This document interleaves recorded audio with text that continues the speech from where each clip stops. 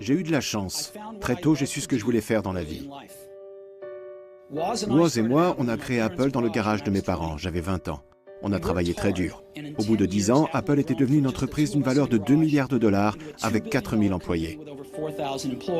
On avait sorti notre plus belle création, le Macintosh. Je venais d'avoir 30 ans. Et puis, je me suis fait virer. Comment peut-on se faire virer d'une entreprise qu'on a fondée? À 30 ans, je me suis retrouvé sur la touche, au vu et au su de tout le monde. Pendant quelques mois, je n'ai pas su trop quoi faire. J'avais l'impression d'avoir déçu la précédente génération d'entrepreneurs, d'avoir laissé tomber le flambeau qu'on m'avait transmis. Mais peu à peu, j'ai pris conscience de quelque chose. J'aimais toujours ce que je faisais. Alors, j'ai décidé de repartir à zéro. J'étais libre d'entamer l'une des périodes les plus créatives de ma vie. Dans les 5 années qui ont suivi, j'ai créé 2 entreprises, Next et Pixar. Et je suis tombé amoureux d'une femme extraordinaire qui allait devenir mon épouse. Apple a racheté Next, je suis retourné chez Apple. Et la technologie qu'on avait développée chez Next est au cœur de sa renaissance actuelle. Aujourd'hui, on dirait qu'ils ont fait leur grand retour avec Pixar. Je suis persuadé que si j'ai tenu le coup, c'est parce que j'aimais mon métier. Il faut trouver ce que vous aimez faire. Votre travail représentera une grande partie de votre vie. Le seul moyen d'être vraiment heureux, c'est de faire ce que vous pensez être de l'excellent travail. J'admire tellement ce gars. J'ai beaucoup d'affection pour lui en tant qu'être humain. Le seul moyen de bien travailler, c'est d'aimer ce que vous faites. Ce qui a rendu Apple incontournable, c'est notamment le fait que depuis le début, cette entreprise a été bâtie avec le cœur.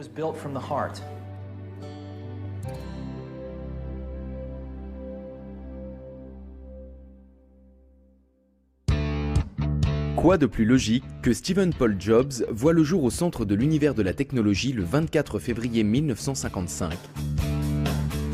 Ses parents biologiques, Johan Simpson et Abdul Fattah Jandali, le confient pour adoption à un couple aimant de la classe moyenne qui vit dans la région de la baie de San Francisco, Paul et Clara Jobs.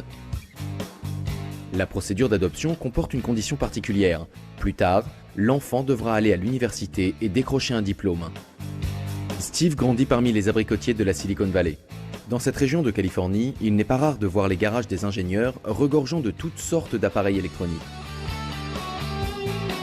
Steve Jobs est fasciné par cet univers. En 1969, il fait la connaissance d'un petit génie de l'informatique qui partage son intérêt pour l'électronique, Steven Wozniak, communément surnommé Woz. Les 2 adolescents deviennent immédiatement amis. Ils ont une passion commune pour tout ce qui touche à la technologie. On s'est rencontrés dans la rue, si je me souviens bien. On a commencé à se raconter les blagues qu'on avait faites, à parler de ce qu'on avait bidouillé en électronique. Moi, j'ai fait ci, moi, j'ai conçu ces ordinateurs-là. Ça a tout de suite accroché entre nous. Ses parents biologiques ayant décidé à l'avance qu'il ferait des études, l'université a toujours fait partie de ses projets. Une fois en âge d'aller à la faculté, Steve Jobs choisit l'université de Reeds dans l'Oregon. Ce sont des études qui coûtent cher. C'est pourquoi Steve n'y restera qu'un semestre. Mais il reste quand même encore présent sur le campus. Il assiste uniquement aux cours qui l'intéressent et pique sa curiosité. Sans domicile fixe ni chambre à la résidence universitaire, il passe de nombreuses nuits à dormir par terre chez des amis et ramène des canettes de soda et des bouteilles à la consigne pour gagner quelques dollars. Il prend ses repas au centre Hare Krishna. Il passe alors beaucoup de temps à étudier le mysticisme oriental et adopte d'étranges régimes alimentaires. Il jeûne ou ne se nourrit que de fruits. À 19 ans, il se rend même en Inde avec un ami en quête d'illumination spirituelle. Cette expérience le marquera à vie. Une fois de retour dans la Silicon Valley, Steve passe son temps avec Woz qui travaille sur une carte mère d'ordinateur. Ce dernier, qui est l'un des membres fondateurs du Homebrew Computer Club, voudrait bien concevoir son propre ordinateur. À l'époque, ce n'est qu'un circuit imprimé, mais l'idée a beaucoup de potentiel. Steve remarque que pas mal de gens sont intéressés par le travail brillant de son ami et lui suggère de vendre la carte mère. Apple est né. Je me baladais en essayant de revendre des cartes mères et je suis entré dans la première boutique de vélo de Mountain View. Paul Torrell, le propriétaire de la boutique à l'époque, m'a dit qu'il aimerait acheter 50 de ses ordinateurs. Là, j'ai vu les billets danser devant mes yeux. Mais il y avait une condition. Les ordinateurs devaient être montés et testés, prêts à être utilisés. C'était nouveau. On a passé 5 jours au téléphone pour convaincre les distributeurs locaux de nous donner pour 10 000 $ de pièces électroniques, sans garantie, simplement parce qu'on y croyait. On a obtenu les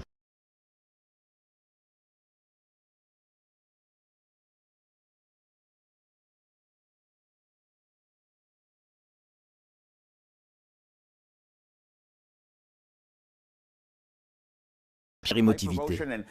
Mais il avait des idées fantastiques. Et quand on a créé Apple, c'est lui qui soulevait des problématiques pertinentes. Pourquoi une entreprise n'est pas organisée comme ça?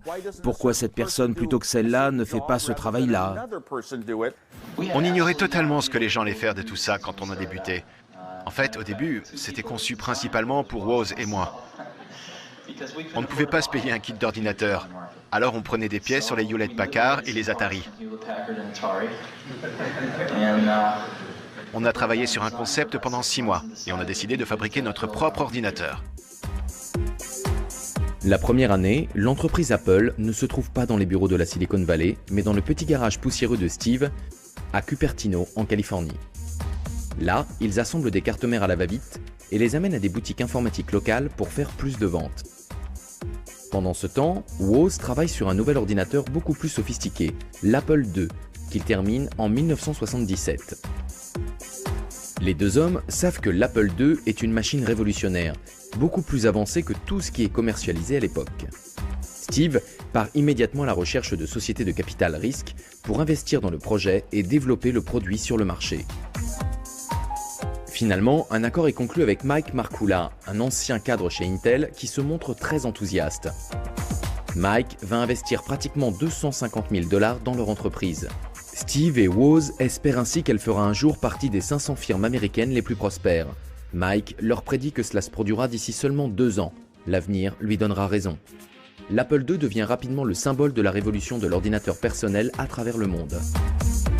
Grâce à ses caractéristiques matérielles novatrices, dont ses graphismes en couleur et sa très large gamme de logiciels compatibles, il écrase la concurrence.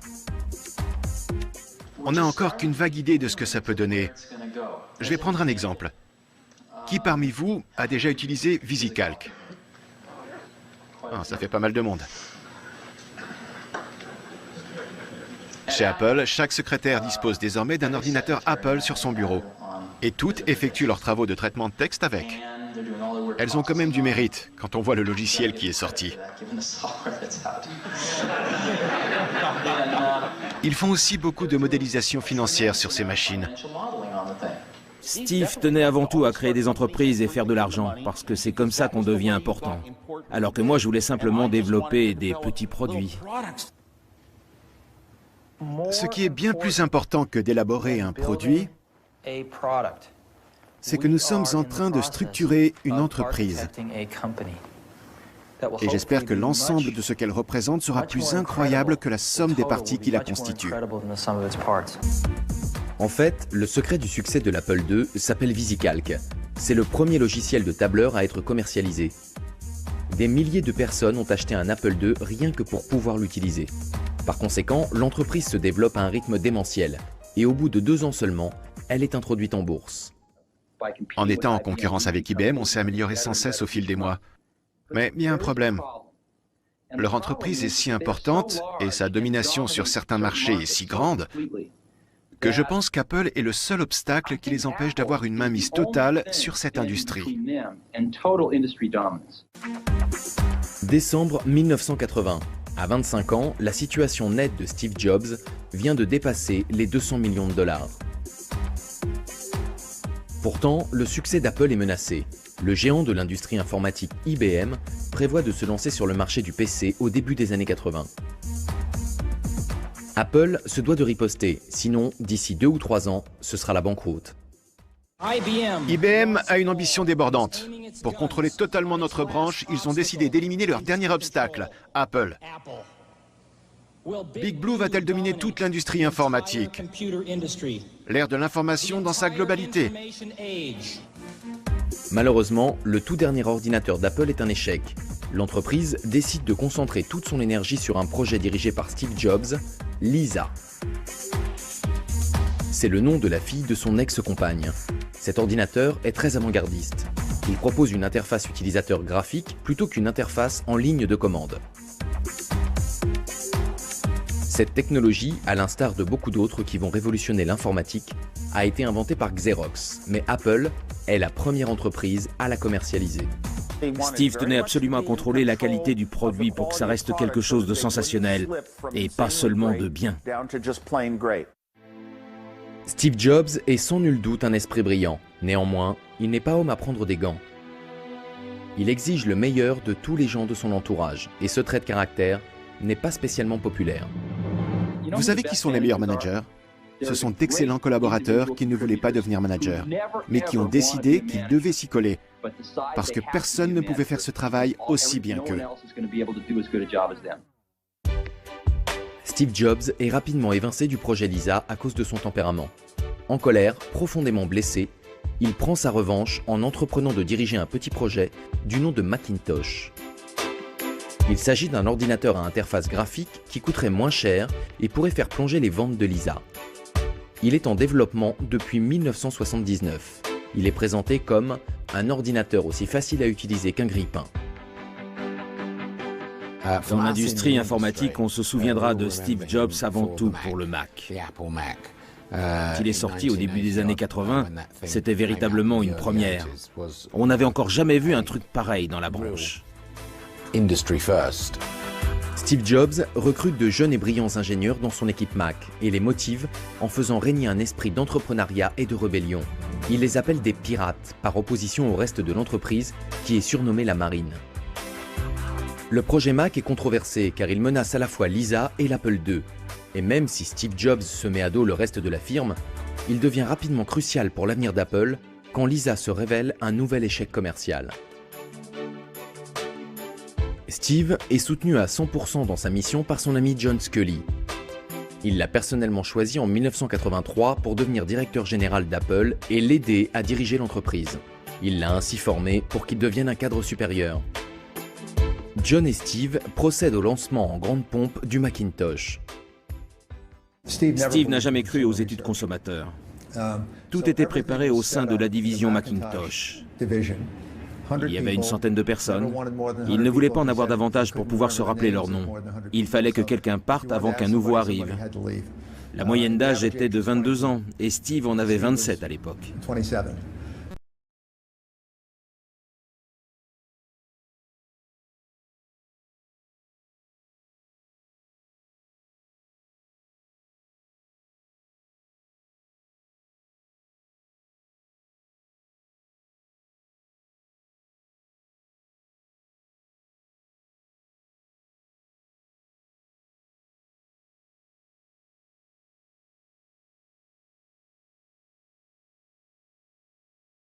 John Sculley.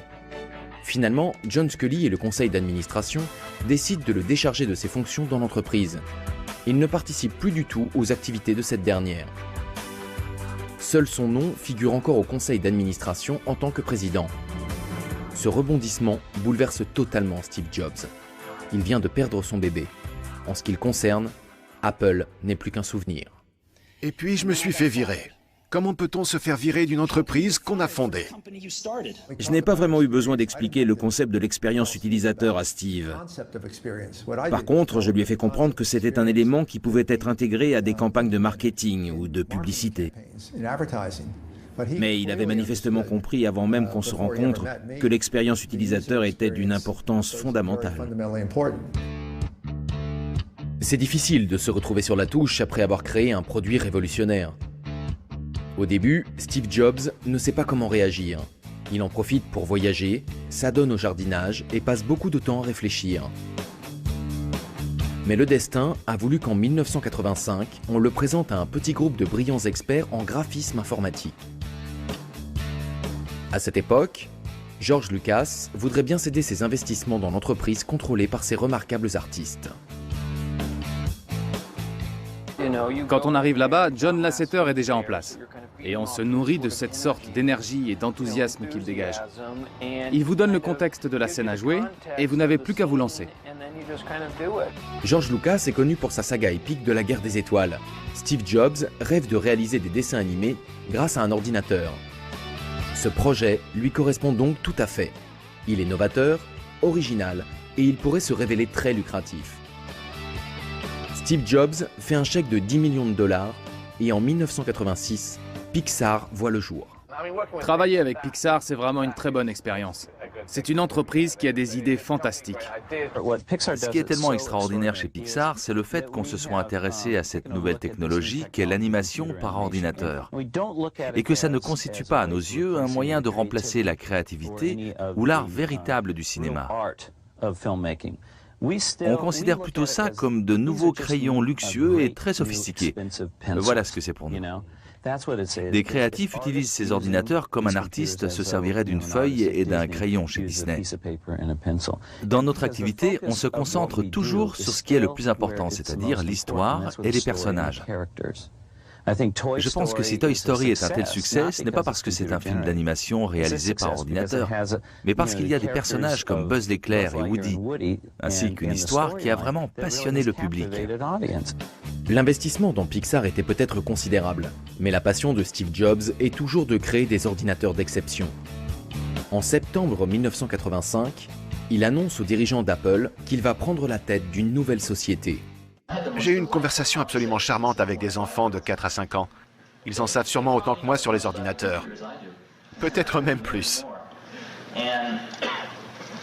Ils savent très bien s'en servir. Ils sont totalement à l'aise avec tout ça. Ils m'ont battu pratiquement à tous les jeux. Ça a vraiment été une expérience sensationnelle. On aborde toujours toutes ces technologies nouvelles sur un plan verbal ou intellectuel. Mais là, j'ai eu la chance de voir concrètement une vingtaine d'élèves dialoguer de façon individuelle avec un ordinateur. Et j'ai repensé à mes années d'école, où rien de tout ça n'existait et où on passait notre temps à faire des bêtises. Pour la société Next, l'objectif est de créer un ordinateur sophistiqué pour des recherches scientifiques et d'enseignement supérieur.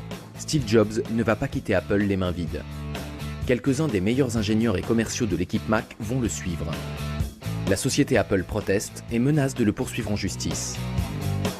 C'est là que Steve quitte l'entreprise pour de bon. Écœuré, il revend pratiquement toutes ses actions. Là, ça passe ou ça casse. Tout va dépendre de notre capacité à fournir des produits destinés à l'éducation supérieure ainsi qu'aux services qui s'y rapportent et que personne d'autre ne peut offrir. Je pense qu'on devrait se consacrer totalement à ce projet. Néanmoins, la société Next connaît de nombreux problèmes. Ses produits sont beaucoup trop chers et sophistiqués pour le marché. Très vite, la plupart des employés et des membres du conseil d'administration perdent espoir et partent les uns après les autres. En 1993, Next doit mettre fin à son activité de matériel informatique pour se concentrer uniquement sur la promotion de sa technologie logicielle avancée. Loin de surpasser Apple, Next Software est devenu une activité de niche en développement de logiciels. Tout cela laisse Steve Jobs totalement anéanti. Et comme si ça ne suffisait pas, il semble que son investissement dans la société Pixar ait été inutile. Depuis ses débuts, la petite entreprise a tenté de vendre des postes de travail à interface graphique haut de gamme, en vain. Steve Jobs a dû fermer la division matériel informatique de Pixar en 1990 et a décidé de se concentrer sur le développement d'un langage 3D avancé appelé RenderMan. Quand la société a commencé à être à court d'argent, Steve Jobs a voulu licencier ceux qui faisaient les courts-métrages. C'est seulement quand ils ont été nominés aux Oscars qu'il s'est dit que Pixar devrait peut-être continuer à faire du cinéma. Steve Jobs conserve le département animation dirigé par John Lasseter à cause de sa charge de travail sur les spots publicitaires, qui se trouve être l'une des seules sources de revenus de l'entreprise. Dans sa vie professionnelle, il a touché le fond. Dépressif, il passe le plus gros de son temps chez lui, avec son jeune fils Reed et sa femme, Lauryn, qu'il a épousée en 1991. Toutefois, Steve Jobs parlera plus tard de cette partie de sa vie comme d'une chance plutôt que d'un échec. Lauryn et moi avons une famille merveilleuse. Mais tout n'est pas perdu concernant Pixar. Même si Disney s'est retiré du projet à l'origine, Lasseter ne baisse pas les bras. Après que le scénario a été plusieurs fois remanié, le projet est présenté une nouvelle fois. Cette fois, Disney donne son feu vert à Pixar et la production de Toy Story reprend. On nous a expliqué que ce n'était pas vraiment de l'animation, même si c'était autre chose que du cinéma, et que ça ne dévaloriserait pas le réel travail qu'on devait effectuer en tant qu'acteur. Et finalement, ça a marché. Aujourd'hui, le monde entier connaît cette manière spécifique de raconter une histoire. Pour réussir à faire partie de l'équipe, pour être le plus grand de la bande avec les bottes et le chapeau de cow-boy, il fallait être conscient qu'on avait une sorte d'étrange responsabilité sur le plan professionnel et social. Alors je me dis que j'ai de la chance qu'il m'ait choisi pour incarner Woody. La plupart des gamins américains se lèvent le samedi matin pour regarder les dessins animés. Ils comatent pendant 4 heures devant la télé. Mais les films d'animation, ce genre de choses, quand j'étais petit, ils n'en passaient plus. Ça avait pratiquement disparu du paysage. Aujourd'hui, on dirait qu'ils ont fait leur grand retour avec Pixar. L'animation, c'est totalement différent du tournage d'un film. Sur un tournage en direct, le réalisateur part d'un scénario. Il prépare la scène, se rend sur le plateau et la filme sous différents angles. Il couvre la scène 10 ou 20 fois. Il fait des gros plans, des plans larges, des plans à deux, etc. Puis il prend les images, se rend dans la salle de montage et là, il met le film en place. Il reconstitue le puzzle, il juxtapose des éléments, il effectue le montage. Après coup, il y a toujours la phase de post-production. Dans l'animation, la véritable production des images prend énormément de temps et coûte donc beaucoup d'argent. La sortie du film est prévue pour le jour de Thanksgiving en octobre 1995. Alors que la date approche, Steve Jobs prend conscience de l'incroyable pouvoir de la marque Disney. Il décide d'introduire en bourse la société Pixar la semaine suivant la sortie de Toy Story, afin de profiter du buzz médiatique autour du premier film d'animation réalisé sur ordinateur de l'histoire du cinéma. C'est un coup de maître. L'animation est quelque chose qui a une importance extraordinaire pour la société Walt Disney, et ce depuis le début. Pixar est l'entreprise la plus réputée en matière de réalisation de films d'animation.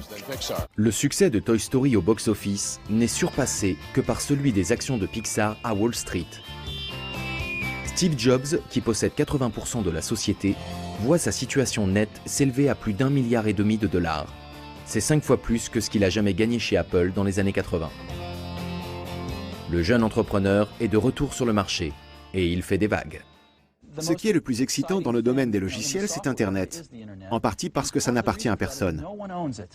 C'est à libre disposition pour tout le monde, comme pour les débuts du PC. Et le taux d'innovation est très élevé. De son côté, la société Apple connaît de gros déboires. Depuis quelques années, l'ordinateur grand public est au creux de la vague. Avec la bande de Bill Gates, Microsoft grignote des parts de marché d'Apple. La situation est loin d'être encourageante. Après la sortie de Windows 95, le Mac, qui s'était avéré rentable mais n'a plus évolué depuis le départ de Steve Jobs il y a 10 ans, a commencé à perdre des parts de marché à une cadence alarmante. En 1996, le directeur général récemment nommé d'Apple, Gil Amelio, est à la recherche d'un nouveau logiciel pour remplacer le macOS obsolète. Après avoir bien réfléchi, il finit par choisir le système d'exploitation Next Step de Steve Jobs, persuadé que si quelqu'un peut redresser la situation, c'est bien lui. Je pense que l'idée au départ pour Apple, c'est qu'ils allaient utiliser Steve Jobs.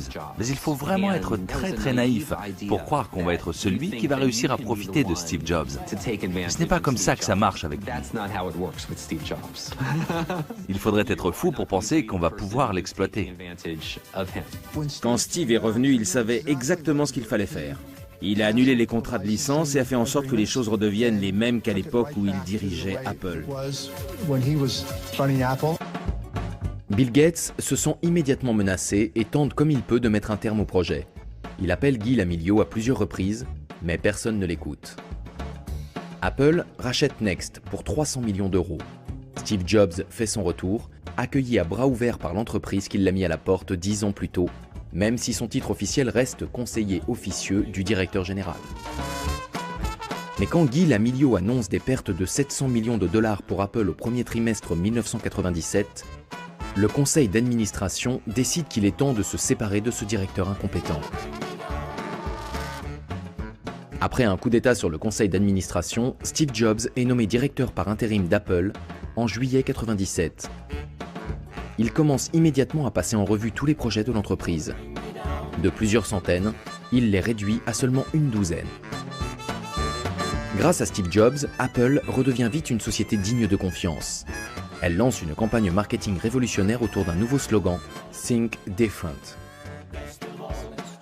L'idée étant qu'une personne qui achète un ordinateur Apple est un penseur visionnaire qui peut changer le monde. Tandis que la marque s'impose sur le marché, la société lance rapidement une série de nouveaux produits, parmi lesquels le Power Mac G3 et le PowerBook. Non seulement ces appareils sont puissants, mais ils révolutionnent l'univers du montage dans le cinéma et la télévision en ajoutant Final Cut Pro dans les logiciels. Il sera désormais plus facile de faire des films. 6 mois seulement après son retour, Steve Jobs a permis à l'entreprise de sortir du rouge. Mais il va encore s'écouler quelques temps avant qu'Apple ne domine le marché. Quand on est producteur et qu'on est en voyage, on veut pouvoir faire ce qu'on a à faire simplement, sans devoir télécharger de programmes et ainsi de suite. Il faut aussi pouvoir travailler sans faire planter tout le système de montage. Le logiciel Final Cut nous facilite vraiment les choses. Tout se passe de façon beaucoup plus fluide quand il s'agit de réorganiser les prises de vue et de monter le programme. Maintenant, l'heure est venue de s'attaquer aux ordinateurs personnels. Le nouveau système affiche un look spectaculaire et inédit, et sa simplicité est telle que même un enfant saurait s'en servir. Voici l'iMac. Sorti en mai 1998, c'est le premier produit Apple réellement novateur depuis le premier Macintosh en 1984.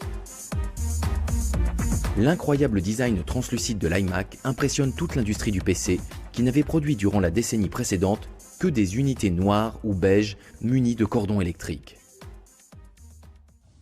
Vous savez, les choses que j'ai accomplies dans ma vie, comme ce qu'on fait aujourd'hui chez Pixar, c'est du travail. Du travail d'équipe. On ne fait pas ça tout seul. Il faut avoir une équipe extraordinaire à ses côtés. C'est comme si on essayait d'escalader une montagne avec d'autres personnes.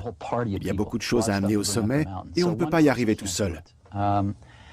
Tout a commencé quand j'ai entendu parler de cet incroyable groupe d'experts en graphisme informatique que George Lucas avait réuni chez Lucasfilm. À l'époque, il avait dans l'intention de céder ce département. Je suis allé là-bas pour voir ce qu'il faisait et j'ai fait la connaissance du directeur de ce groupe, le Dr Ed Catmull. Ed m'a parlé de son rêve, qui était de réaliser un jour le premier film d'animation sur ordinateur. Il m'a montré sur quoi travaillait son équipe. Je suis resté sidéré. J'avais beaucoup travaillé sur les graphismes informatiques avec le Macintosh et l'imprimante laser LaserWriter, mais là, ça allait bien au-delà de tout ce que je connaissais. On peut choisir parmi plusieurs couleurs vives, et en plus, on peut désormais tout faire avec un seul ordinateur. L'iMac se vend comme des petits pains. Apple continue d'innover dans le design en 1998 et 1999 avec l'iMac en couleur et l'ordinateur portable iBook.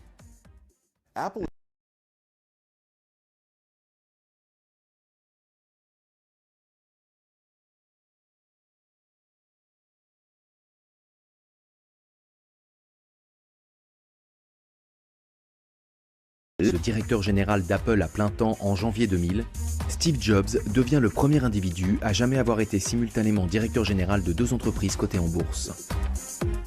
Avec toutes ces innovations, la raison principale du retour de Steve Jobs chez Apple ne s'est pas encore concrétisée. Après tout, son objectif consiste à équiper le système d'exploitation Mac de la technologie logicielle de Next. C'est finalement chose faite au début de l'année 2001, avec la sortie de la première version du système d'exploitation révolutionnaire d'Apple, Mac OS X. Mac OS X est en réalité le système d'exploitation Next Step avec une façade de Mac. Néanmoins, il va devenir un atout essentiel avec le développement par la société de plusieurs applications d'avant-garde faisant partie de la stratégie de plateforme numérique. Cette stratégie est une vision de l'avenir de l'ordinateur personnel. Actuellement, on est un peu limité dans le type de produit qu'on peut définir. Téléphone portable, tablette, ordinateur, où sont les possibilités d'expansion? Bien sûr, l'avenir, c'est les objets connectés, tels que des montres, des vêtements, des chaînes de télé Apple, des voitures. De nombreux analystes et experts se permettent d'affirmer que le PC finira par devenir une chose appartenant au passé. Avec la naissance d'Internet, nos ordinateurs personnels passeraient à l'arrière-plan. Toutefois, les dirigeants d'Apple croient plutôt qu'ils vont évoluer pour se transformer en plateforme ou centre numérique dans notre nouveau style de vie. L'ordinateur deviendrait simplement l'élément central de notre vie quotidienne, aux côtés d'appareils photo et caméras numériques, de lecteurs MP3, de smartphones et autres dispositifs. Ceci incite Apple à développer une série d'applications conçues pour gérer ce nouveau style de vie. Le principe d'une application, c'est d'être utile, non? On aurait pu simplement en créer une pour notre revue, pour feuilleter la version numérisée. Mais je pense que ce qu'on veut dans une application, c'est de l'interactivité, obtenir une fonction dont on a besoin. Par exemple, un banquier qui est en déplacement professionnel et qui ne sait pas quoi faire de sa soirée peut appuyer sur un bouton et trouver de quoi s'amuser.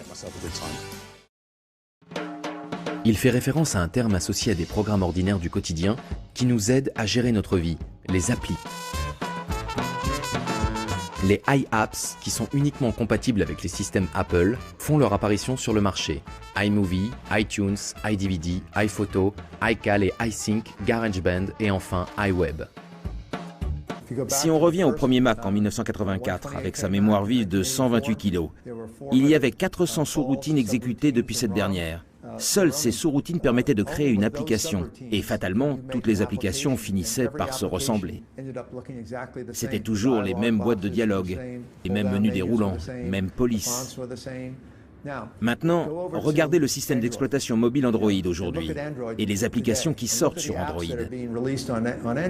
Certaines applications utilisent une convention et certaines en utilisent une autre. Android est-il un bon produit? Mieux que ça, c'est un produit fantastique.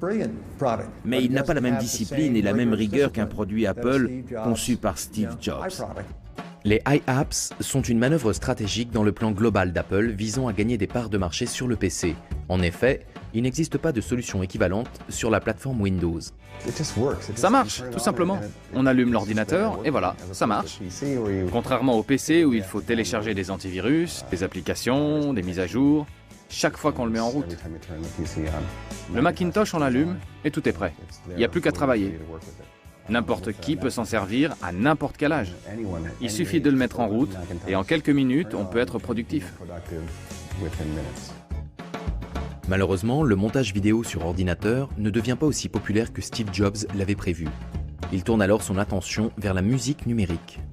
Ce projet très en vogue a été lancé par Napster et Apple tient avant tout à se mettre à la page. À sa sortie, l'iPod écrase la concurrence. Il est simple d'aspect, il a un look unique et surtout, il est tout fin et très facile à utiliser. Dès le départ, il est numéro 1 des ventes. Pour la première fois, ce n'est pas pour l'informatique personnelle que les gens achètent un Mac, mais pour avoir le minuscule lecteur MP3 qui rentre dans la poche. Apple profite de ce succès d'abord en rendant compatible le lecteur Windows, puis en persuadant les maisons de disques de vendre leurs chansons sur iTunes. Quand arrive l'année 2006, iTunes et l'iPod sont devenus les leaders incontestés de la nouvelle ère de la musique numérique. Cette même année, une étape importante est franchie quand les revenus d'Apple provenant de la vente d'iPod atteignent le niveau de ceux provenant de la vente d'ordinateurs. Pour la première fois dans l'histoire, l'entreprise créée dans la petite ville de Cupertino en Californie a quitté ses marchés de niche pour devenir un acteur aussi influent dans l'électronique grand public que Microsoft dans le domaine du PC, avec une part de marché de 75%. L'année 2006 sera cruciale pour Apple à 3 points de vue. Premièrement, il y a le succès du Mac. Les ventes décollent enfin et après plusieurs années de lutte pour regagner des parts de marché, le taux de croissance du Mac dépasse celui du PC. Plusieurs facteurs expliquent ce changement historique. Pour commencer, évidemment, le succès de l'iPod et les répercussions positives sur la marque Apple. Puis, il y a eu le passage au processeur Intel qui a rendu les Macs plus rapides et moins chers. De plus, pour ceux qui regrettent leur PC avec Windows, pas de problème. Désormais, le Mac peut aussi tourner sous ce système d'exploitation. En regardant la vue d'ensemble, ça aurait été dommage de perdre la guerre, parce qu'on a remporté quelques belles batailles. J'ai l'impression que moi et quelques autres sommes trop concentrés sur les petites batailles. On perd la guerre de vue, et la guerre, c'est la survie. Ça consiste à ne pas se retrouver à court d'argent tant que le produit n'est pas sur le marché. Le progrès le plus important voit le jour en janvier 2007. Le téléphone portable a beaucoup évolué ces dernières années. D'un pavé de la taille d'une brique, on est passé à de tout petits portables à clapet qui tiennent dans un sac à main ou un porte-document. Quand Steve Jobs présente l'iPhone lors du salon Macworld, c'est incontestablement le dernier cri des produits Apple. Ce n'est pas un simple téléphone portable. La partie matérielle de l'iPhone tourne sous le système d'exploitation complet d'Apple OS X. En outre, sa technologie multitouch et ses fonctions de navigation sur Internet et de lecteur MP3, associées à une interface très simple d'utilisation, en font un smartphone qui a des années-lumière d'avance sur la concurrence. Son arrivée sur le marché bouleverse totalement l'industrie du téléphone. Et ce, jusqu'à l'accord exclusif passé par Apple avec le fournisseur AT&T pour des souscriptions d'abonnement. 3 ans après son lancement, l'iPhone sera entré dans l'histoire comme le tout premier appareil de convergence numérique. C'est comme si on avait à la fois un ordinateur, un iPod et un portable dans sa poche. C'est encore une preuve flagrante qu'Apple délaisse ses activités liées à l'informatique personnelle. Steve Jobs annonce le changement définitif du nom de l'entreprise, Apple Computer Inc., qui va devenir Apple Inc. Ce qui est bien plus important que d'élaborer un produit, c'est que nous sommes en train de structurer une entreprise. Et j'espère que l'ensemble de ce qu'elle représente sera plus incroyable que la somme des parties qui la constituent. L'effort cumulé de plusieurs milliers de décisions que nous allons tous prendre ces 2 prochaines années va définir l'esprit de notre entreprise. Ce qui a rendu Apple incontournable, c'est notamment le fait que depuis le début, cette entreprise a été bâtie avec le cœur. L'iPhone ne se contente pas de battre des records et de lancer un portable ultra populaire sur le marché. Son interface et sa partie matérielle sont une aide pour les personnes handicapées qui peuvent désormais communiquer plus facilement. Mais le succès ne va pas sans quelques drames. Le scandale, dit des stock options antidatés, éclate dans la Silicon Valley quand la pratique est révélée dans un article du Wall Street Journal en 2006. Apple engage rapidement des avocats pour mener une enquête interne sur ses propres comptes. Malgré la découverte de certaines irrégularités, Steve Jobs est blanchi l'année suivante quand la Securities and Exchange Commission établit qu'il n'était pas au courant des implications juridiques ou financières de l'affaire. Le scandale est significatif dans le sens où il soulève la question de ce que deviendrait Apple sans Steve Jobs. Il s'agit peut-être d'un mauvais présage au moment où les problèmes de santé de ce dernier passent au premier plan. En 2003, Steve Jobs apprend qu'il est atteint d'un cancer du pancréas. Apparemment, la tumeur n'est pas mortelle et tout le monde pense qu'après une opération chirurgicale, tout ira bien. Mais en 2008, les gens ne peuvent que constater qu'il a vraiment énormément maigri. Même s'il nie avoir un problème grave, Apple annonce à un public très surpris que son directeur général ne prendra pas la parole pour la keynote de ce qui sera le dernier salon Macworld en 2009. En fait, Steve Jobs a dû prendre un congé de 6 mois pour raison médicale. Il est en attente d'une greffe du foie. La nouvelle de son cancer provoque de nombreux débats sur la nécessité de transparence d'une société anonyme concernant la santé de son directeur général, plus particulièrement quand ce dernier est aussi important pour sa valeur marchande que Steve Jobs l'est pour Apple. Après avoir subi une greffe du foie, Steve Jobs est en rémission. En 2010, il fait un retour très actif en tant que directeur général. En nette contradiction avec l'année précédente, il prend la parole lors de plusieurs conventions Apple et surprend à plusieurs reprises la planète avec des produits incroyablement novateurs. Voici à quoi ça ressemble. C'est très fin. Simplement comme ça. Le monde de l'informatique envisageait depuis longtemps de produire une tablette. Naturellement, la première à sortir est celle d'Apple. Le lancement de l'iPad provoque des scènes d'hystérie collective. Le public trépigne et les files d'attente s'allongent. Tout comme pour ses prédécesseurs, l'iPod et l'iPhone, tout le monde veut en avoir un. Lors de la conférence D8, All Things Digital, qui a eu lieu en juin 2010, Steve Jobs affirme clairement que selon lui, l'iPad a lancé l'ère de l'après-PC et que les ordinateurs personnels connaîtront bientôt le même sort que les camions, représentant une partie marginale du marché, ici dominée par les tablettes. Si cette prédiction se réalise, cet homme, Steve Jobs, aura joué un rôle crucial à la fois dans la création et la disparition de l'industrie de l'informatique personnelle. Ce n'est pas un domaine où quelqu'un établit un principe qui va rester en vigueur pendant 200 ans. Ce n'est pas un domaine où quelqu'un peint un tableau que l'on va admirer pendant plusieurs siècles, ou bâtit une église devant laquelle on va s'émerveiller pendant les siècles à venir. C'est un domaine où l'on fait son travail en sachant que d'ici 10 ans, ce sera obsolète, et qu'on ne s'en servira plus dans 10 ou 20 ans. Steve Jobs reste discret concernant sa santé et le diagnostic relatif à son cancer.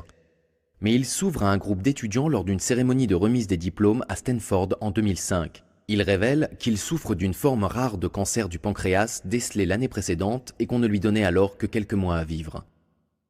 Néanmoins, après avoir subi une opération chirurgicale, son état de santé va rester stable pendant 6 ans. Son entreprise va donner naissance à la technologie la plus révolutionnaire que le grand public ait jamais vue. Steve Jobs ne s'arrête jamais. Apple est son premier amour et il continue à vendre et à promouvoir ses produits avec tout l'enthousiasme dont il est capable. Ce n'est qu'après le 24 août 2011 que les fans d'Apple prennent conscience de la gravité de la situation. Ce jour-là, Steve Jobs démissionne. Le directeur de l'exploitation, Tim Cook, prend sa place. Le monde entier sait désormais que Steve Jobs n'a plus longtemps à vivre. Un jour, il avait déclaré qu'il continuerait de travailler jusqu'à ce que sa condition physique ne le lui permette plus. C'est un bourreau de travail notoire et il en est fier. Il a même adopté un régime végétarien parce qu'il pense que la digestion lui demande ainsi moins d'énergie, énergie qu'il peut donc consacrer à travailler sur sa dernière invention. Un jour, j'étais en visite dans une école primaire, et cette fois-là, je me suis retrouvé dans une classe d'élèves de CE2 et de CM1. Il y avait des ordinateurs Apple II partout dans la salle. J'ai passé quelques heures avec eux, et j'ai vu ces élèves âgés de 8-9 ans qui avaient une enfance totalement différente de ce qu'avait été la mienne, à cause de cette machine. Apple tente de détourner l'attention de l'état de santé très alarmant de Steve Jobs. Ses admirateurs sont impatients de voir quels seront les prochains projets de la société sous la présidence de Tim Cook. Malheureusement, le lendemain de la présentation de l'iPhone 4S, le 5e modèle de la gamme emblématique, 6 semaines seulement après sa démission, Steve Jobs décède chez lui à Palo Alto, le 5 octobre 2011. Et maintenant, notre information du jour, Steve Jobs, l'homme qui nous a apporté l'iPod et l'iPhone, est décédé à l'âge de 56 ans. Il était malade depuis plusieurs années et avait été soigné pour un cancer du pancréas. Il était bien sûr le cofondateur du géant de la technologie Apple, mais avait démissionné de son poste de directeur général en août dernier pour raison de santé. Pour le nouveau directeur de la société Tim Cook, Apple a perdu un génie visionnaire et créatif. Les obsèques ont lieu dans l'intimité, le 7 octobre 2011. Les détails de l'organisation ne sont pas rendus publics par respect pour la famille. Le même jour, Apple annonce qu'aucune cérémonie publique n'est prévue, mais la firme encourage toutes les personnes voulant témoigner leur sympathie à envoyer leur message de condoléances à une adresse email créée spécialement à cet effet. Steve Jobs est inhumé à l'Alta Mesa Memorial Park, le seul cimetière laïque de Palo Alto. Les réactions suite au décès de Steve Jobs lui donnent plutôt un statut d'icône planétaire que de génie de la technologie. Des millions de fans d'Apple à travers le monde se réunissent pour mettre en place des mémoriaux improvisés devant les boutiques de la marque ou devant sa maison et expriment même leur peine sur Internet. Ils postent des photos et des messages en souvenir sur les réseaux sociaux pour partager leur histoire personnelle et exprimer comment Apple a changé leur vie. L'œuvre de Steve Jobs a réellement eu un impact pour les gens aux 4 coins de la planète. Désormais, grâce à ses inventions, le monde est connecté. Des hommages pleins d'émotions de la part de nombreux chefs d'État et même de son plus grand rival inondent les appareils multimédia qu'il a contribué à inventer. J'adorais son enthousiasme. Le fait qu'il soit rayonnant et aussi un peu soulagé, il faut bien le dire, qu'on ait réussi. Au bout du compte, on y est arrivé et c'était bien. Vous voyez son sourire d'ici, non? Cette satisfaction d'avoir créé quelque chose de génial pour tout le monde. Le plaisir face à la défaite, face au cynisme. Le refus d'être raisonnable. Le refus de s'entendre dire des centaines de fois « Mais tu n'y arriveras jamais ». C'était un génie de la technologie et du marketing. On pourrait le voir comme un Edison des temps modernes. Je pense que dans 100 ans ou peut-être 200 ans, les gens se souviendront encore de lui et que le genre d'appareil mobile que ce gars a inventé sera encore un important sujet de conversation. C'était mon ami le plus proche et le plus loyal. On a travaillé ensemble pendant presque 15 ans et il se moquait encore de la façon dont je prononçais le mot « aluminium ». Je suis allé le voir quand il était malade, j'ai passé du temps avec lui. Vous avez parlé de quoi? De ce qu'on avait appris. de nos familles, de la pluie et du beau temps. Avec le peu de formation qu'il avait dans la technologie, ça prouve bien que le design peut mener à tout. Il nous a apporté des produits sensationnels grâce à ça. Il savait très bien comment faire la promotion d'une marque. Il avait très bien compris ce qu'il fallait faire. C'était quelqu'un qui avait un sens inné du marketing, un don absolument incroyable. Pendant 2 semaines, on s'est tous demandé comment on allait te faire nos adieux. Ce matin, je voudrais simplement terminer en disant merci Steve. Très peu de temps après le décès de Steve Jobs, un projet de biopic sur le fondateur d'Apple est mis en route. Intitulé Jobs, le film est basé sur la carrière de l'homme d'affaires américain et couvre les années comprises entre 1971 et 2011. Dans ce film, réalisé par Joshua Michael Stern, écrit par Mike Whiteley et produit par Mark Hume, Ashton Kutcher a été choisi pour incarner le géant de la technologie. Ashton Kutcher a expliqué récemment qu'il s'était totalement plongé dans le rôle et qu'il avait même adopté le régime controversé de Steve Jobs à base de fruits. Je me suis rendu compte qu'un régime frugivore pouvait entraîner de sérieux problèmes. Certaines scènes sont notamment tournées dans la maison d'enfance de Steve Jobs à Los Altos. Ashton Kutcher, féru de technologie, et l'autre acteur vedette Josh Gad, qui incarne Steve Wozniak, veulent s'assurer que le film soit fidèle à la réalité jusque dans les moindres détails. On l'a projeté à certains membres de l'équipe Macintosh des débuts. Et ils nous ont dit, là, ça ne s'est pas passé comme ça.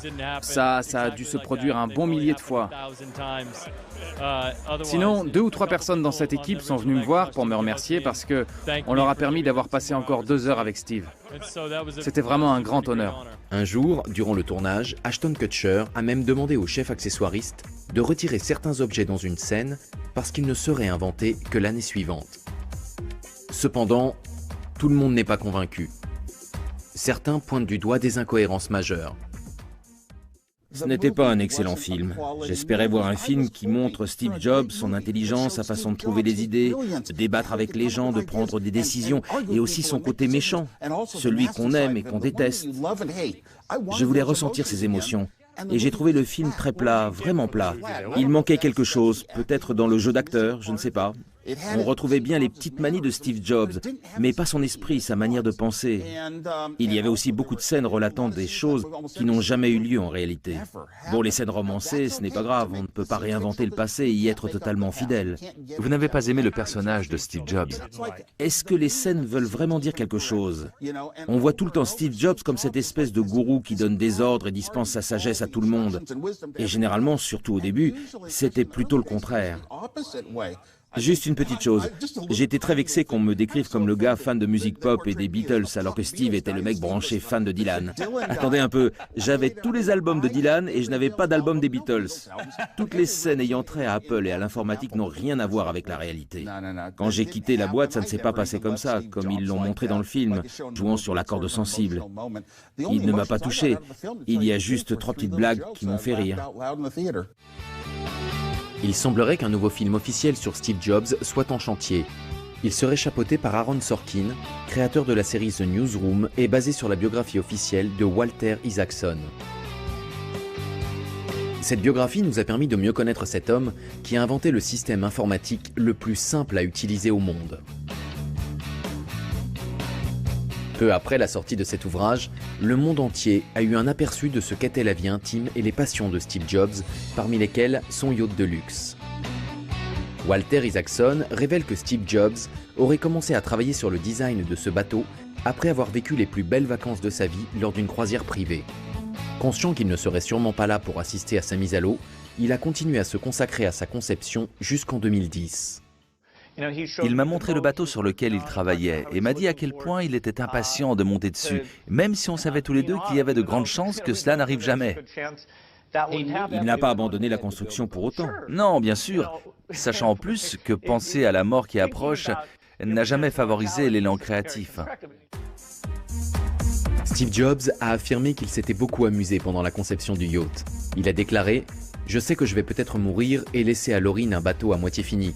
Mais il faut que je continue, sinon ce serait comme admettre ma propre mort. »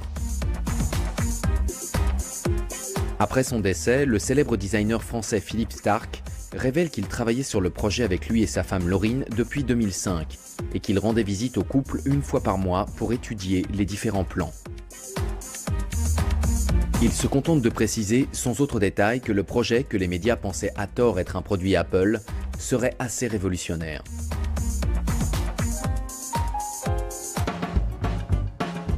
Ce n'est que le 28 octobre 2012, un peu plus d'un an après la mort de son créateur, que le Vénus est finalement mis à l'eau aux Pays-Bas. Le design minimaliste du yacht de presque 80 mètres de long et la rangée de 7 iMac alignés sur la passerelle laissent peu de doute sur l'identité de son concepteur principal. Steve Jobs était un homme qui cherchait à faire de ses idées une réalité. Sa détermination en faveur de l'évolution technologique n'a jamais faibli. L'iPhone 4S s'est vendu à 1 million d'exemplaires dans les 24 heures suivant sa sortie. C'est 66% de plus que ce qui avait été prévu. Il restera dans l'histoire comme une nouvelle réussite d'Apple. Même sans Steve Jobs, la société Apple a précisé qu'ils avaient bien l'intention de continuer dans la voie que leur fondateur avait tracée. Celle de systèmes d'exploitation révolutionnaires, simples d'utilisation et au design accrocheur, avec en plus des accessoires qui rendent la communication plus facile et plus agréable. En 2013, la sortie du nouvel iPhone 5S prouve que Tim Cook poursuit sur la lancée de son ancien directeur général. Tout cela n'a pas été sans mal. Les ventes ont connu une légère baisse au moment où les smartphones des autres marques sont arrivés sur le marché. Sans oublier la lutte permanente avec Samsung, l'ennemi numéro 1 d'Apple dans la bataille pour le meilleur smartphone au monde. Cependant, cette société technologique qui tient son nom d'un fruit très apprécié est bien partie pour rester ce qu'elle a toujours été, novatrice et d'avant-garde. Le meilleur moyen que j'ai trouvé pour apporter du changement chez Apple, c'est de montrer l'exemple. C'est sûrement pour ça que j'ai passé 2 ans et demi de ma vie à travailler sur le Macintosh. Pour essayer de montrer la voie et de dire, il y a une meilleure façon de faire. Et il se trouve que ça a marché. Chez Apple, après l'expérience du Macintosh, on s'est rendu compte qu'on pouvait prendre beaucoup de ces concepts et les mettre en application en les améliorant. Aujourd'hui, chaque nouvelle usine a comme modèle l'usine Macintosh. Chaque équipe qui met en place de nouveaux produits s'inspire de l'équipe Macintosh. Je pense qu'on se souviendra de lui pour les types de produits qu'il a fait connaître dans le monde et la qualité des produits qui ont été fabriqués par Apple et ses autres sociétés. Et également pour le fait que c'était un remarquable chef d'entreprise qui a bâti une énorme société en persévérant, en gardant la tête sur les épaules et en restant intègre. Au début, quand j'ai connu Bill et qu'on a travaillé ensemble, on était toujours les 2 gars les plus jeunes de l'équipe. Qu'on nous prenne séparément ou ensemble, j'ai 6 mois de plus que lui, mais on a à peu près le même âge. Maintenant qu'on a tous les 2 notre entreprise respective, je ne sais pas pour toi, mais moi, je suis presque toujours le plus vieux. La plupart des choses dans la vie m'évoquent une chanson de Bob Dylan ou des Beatles. Dans une chanson des Beatles, il y a cette phrase « Toi et moi, on a des souvenirs plus longs que la route qui s'étend devant nous. » Et c'est manifestement le cas en ce qui nous concerne. Steve Jobs a changé le paysage de la technologie et de la communication tel qu'on le connaissait. Partout où l'on regarde, ces innovations sont présentes dans notre vie quotidienne.